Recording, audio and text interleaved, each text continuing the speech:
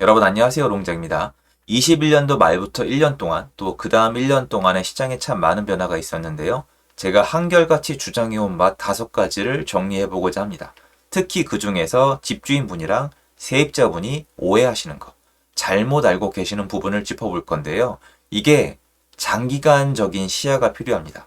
단기간적인 시야로 보면은 와닿지가 않아요. 그런데 무서운 거는 장기간적인 시야로 보면은 이게 여러분 일이 됩니다. 역사적으로 그러했고 앞으로도 그럴 겁니다. 이번에 시장이 변화가 많이 되면서 주장을 계속 바꾸는 분들이 보이는데 한결같이 지킬 수 있는 주장이 필요한 이유는 부동산 시장을 이루고 있는 요소는 크게 변하지 않았기 때문입니다. 그래서 오늘 다시 한번 이 시점에서 5가지를 짚어보고자 합니다. 같이 한번 보시죠. 시청하시기 전에 구독하기, 좋아요, 멤버십 부탁드리고요. 멤버십은 매주 토요일 라이브를 진행하고 있습니다.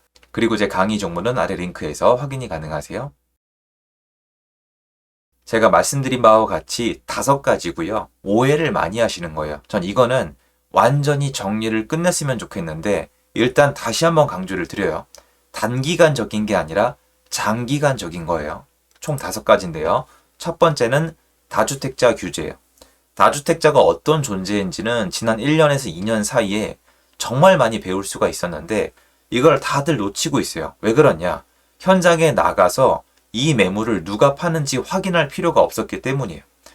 나한테 실익이 없잖아요. 내가 지금 거래할 것도 아니고 매도가 되는 것도 아니고 전세가 나가는 것도 아니고 이걸 리서치해서 발표한다고 누가 좋아하는 것도 아니고 영상 만드는 분들도 하락한다, 폭락한다, 힘들다 이런 썸네일이 박혀야지 조회수가 나오는데 누가 시장에 나가서 이걸 파악하고 있어요. 왜냐면 제가 나가서 만난 분이 별로 없고 얼마나 안 오면은 중개사님들이 출근을 안 했었어요. 그런데 이번 시장에서 정말 눈에 보였던 게 하나가 있어요. 시장을 폭락시키는 사람들은 다주택자다입니다. 왜 그러냐면 집이 하나밖에 없는 사람은 없어요. 거의 못 봤어요. 내 집을 팔고 길바닥에 나앉겠다 아니면 내 집을 팔고 이런 분들은 좀 있어요. 이제 나는 돈이 필요하니까 월세로 살겠다 또는 전세로 살겠다 이런 분들은 있는데 내 집 마련 한 채 하신 분이 헐값에 팔고 나가는 분들은 압도적으로 적었고요. 이번에 헐값에 팔고 나가신 분들의 대다수는 다주택자, 특히 자금력이 약하거나 최근에 무리한 투자를 했다거나 아니면 공포에 질리신 분들이 헐값에 막 털어버렸어요. 그것도 매매뿐만이 아니고요. 버틸 방법이 없잖아요. 대출 막았지, 전세 막아놨지, 매매 막아놨지, 탈출구가 없으니까 망하거나 던지거나인데 이 던지거나에 매매 전세가 다 포함이 됐었기 때문에 매매 전세가가 동반 폭락을 했었죠. 그런 단지들이 많은 곳들은 이분들이 많은 거예요. 즉 정리하자면 다주택자는 급매를 내놓기도 하고 전세를 제공하는 동시에 급전세를 제공을 합니다. 그런데 지금 다주택자를 규제하고 있죠. 이렇게 되면 어떻게 되냐면 일단 첫 번째로 지난 2년 동안 다주택자가 무너진 것처럼 무너지는 다주택자가 나와요. 그런데 우리가 지금 놓치고 있는 게 하나 있어요. 다주택자가 있어야 다주택자가 무너질 거 아니에요.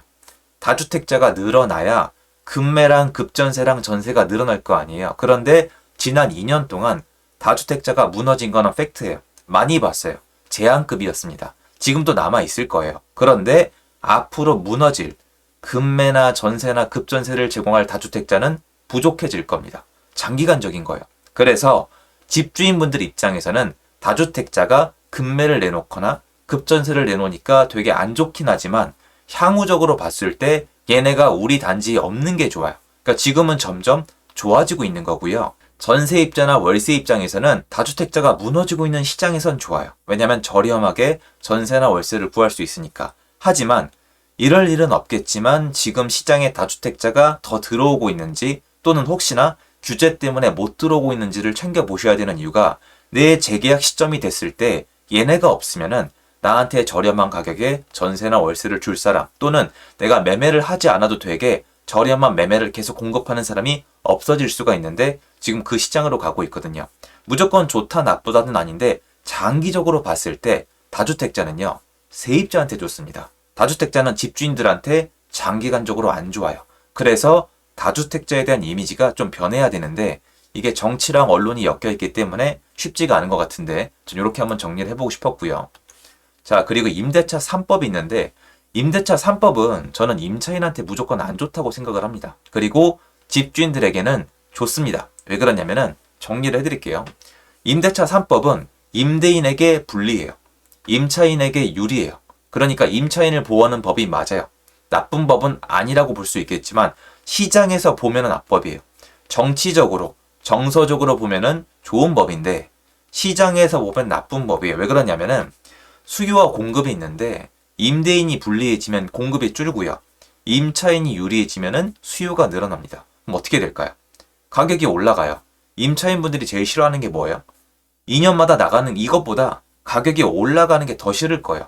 이게 일어날 수가 있는데 만약에 정부에서 공급을 충분히 해주는 동시에 이렇게 해버리면 괜찮은데 공급은 뒷전이고 공급하면 이제 토건 세력 얘기 들으니까 이 상태에서 공급은 줄이고 수요는 늘어나니까 전세가가 올라가는 건데 이거 알아두셔야 돼요. 왜냐? 앞으로 전세가가 올라가게 되면은 얘가 다시 한번 수면 위로 떠오를 수가 있거든요. 지금 이제 전세가 반등 시작했잖아요. 근데 이후에 전세가가 상승으로 전환됐을 때 어떻게 될까요? 갱신권을 막 쓰겠죠. 갱신권을 쓰기 시작하면 제가 말씀드렸던 장기간적으로 공급은 줄고 수요가 늘어나는 현상을 시장에서 다시 한번 목격하게 되실 거예요. 이것 때문에 예전에 없던 현상이 하나 생긴 거예요. 20년도 하반기부터 매매가랑 전세가가 동반 상승을 합니다. 수급이 너무 꼬여서 매매 시장까지 엮어서 같이 올라가는 건데요. 이미 시장의 체질 자체를 바뀌게 한 거죠. 자, 그리고 지난 정권이랑 이번 정권에 계속 얘기가 나오고 있는 후분양제가 있는데요. 후분양제는요. 기존의 집을 갖고 있던 사람한테는 좋고요. 나중에 집을 가지고 싶은 사람한테는 안 좋아요. 왜 그러냐면 후분양제가 지금 국민들이 되게 많이 원한다고 해요. 선분양제를 계속 욕하는데 시행을 하는 입장에서 후분양제를 하면은 공급이 줄어요. 왜냐면 우리가 지금 중요하게 봐야 되는 거는 원활한 주택의 공급인데 사람들은 뭘 싫어하냐면 건설사가 돈을 많이 버는 게 너무 싫은 거예요.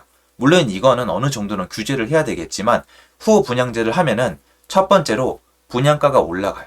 두 번째로 건설사들이 돈이 별로 없기 때문에 웬만한 곳이 아니면은 집을 제대로 못 지을 겁니다. 세 번째는 선분양제랑 맞물려 돌아가는 투자 세력. 알아요. 나쁘게 생각하시는 거. 근데 투자 세력, 다주택자 세력이 줄어들기 때문에 추후에 전세 공급도 부족해질 거예요. 전체적으로 놓고 보면은 많은 분들이 말씀하시는 것처럼 분양시장이 좀 더 투명해지고 건설사의 마진이 좀 줄어들 수도 있지만 전체적인 주택 공급은 줄어들 거고 그에 따라서 전세 공급도 부족해질 거고 후분양제이기 때문에 건설사가 조금 더 우량한 곳에서 선명하게 마진을 남겨야 되기 때문에 분양가도 올라갈 수가 있습니다. 즉 다시 얘기해서 앞으로 집을 새로 구입하거나 새로 청약을 받고 싶으신 분들은 후분양제가 장기간적으로 안 좋고요. 기존에 이미 집을 선점하고 있는 분들 입장에서는 좋다고 볼 수가 있겠습니다. 자, 그리고 세금 인상분인데요. 이게 정말 힘들어요. 힘든데 이건 제가 남의 힘을 좀 빌릴게요. 여러분이 책 많이들 읽으시잖아요. 뭐 유럽 중앙도 좋고 미국도 좋고 하여튼 자본주의로 발전한 모든 국가, 특히 영국 같은 데서 나온 책을 보시면은 세금이 올라가면은 세금을 낸 사람이 이 돈을 정가시켜요. 이 비용을 정가시키는 걸 국가나 정치인분들도 하시는데 하물며 집을 갖고 있는 사람이 어떻게 이걸 안 하겠어요. 절대적인 증거로 많은 분들이 매매가랑 전세가에 굉장히 많은 관심이 있으신데 지난 2년 동안에 아파트 월세가가 말도 안 되게 올랐거든요. 근데 아무도 끽소리 안 하죠. 아파트 월세가가 올랐는데 집주인들은 더 부자가 됐나요? 가난해졌나요? 더 가난해졌죠. 왜 그렇죠? 세금이랑 이자가 올랐기 때문이에요. 뭔가 비용이 시장에 한번 부과가 되면은 이게 안에서 돌면서 서로 정가가 되는데 아무래도 공급자가 수요자한테 정가를 하는데 이게 불가능한 시장은 하나예요. 공급이 수요보다 많을 때요.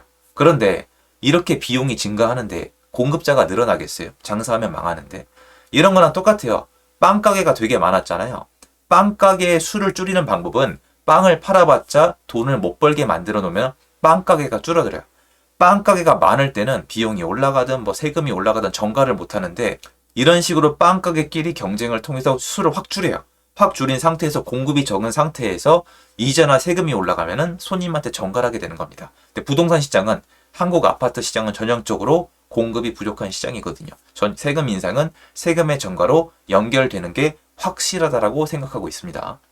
자, 그리고 마지막으로 폭락론인데요. 참고로 저는 과거 한때 여기에 심취했었습니다. 왜 그러냐면 심적으로 너무 힘들었고 제가 실제로 투자가 잘못됐었기 때문인데요.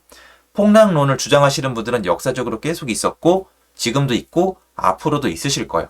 근데 폭락론을 주장하게 되면은 세 가지 현상이 벌어지는데 첫 번째로 사람들이 집을 안 사요. 두 번째로 여기서 중요한데요. 집을 안 사는 게 아니라 월세 전세 수요가 늘어나요. 세 번째로 집 사는 사람이 줄어드니까 주택 공급 전반적으로 안 좋아요. 집을 지어봤자 안 팔리니까. 아까 제가 말씀드린 것들과 한번 버무려 보면은 폭락론을 주장하시는 분들이 계속 계시면은 주택 공급이 부족해지면서 주택 가격이 올라가게 됩니다. 단기간적으로는 어떨지 모르겠지만 장기적으로 봤을 때 저는 늘 궁금했거든요. 왜 한국 부동산 시장은 폭등과 폭락을 반복할까? 왜 원만하게 못 갈까? 이런 것들 때문에 그래요.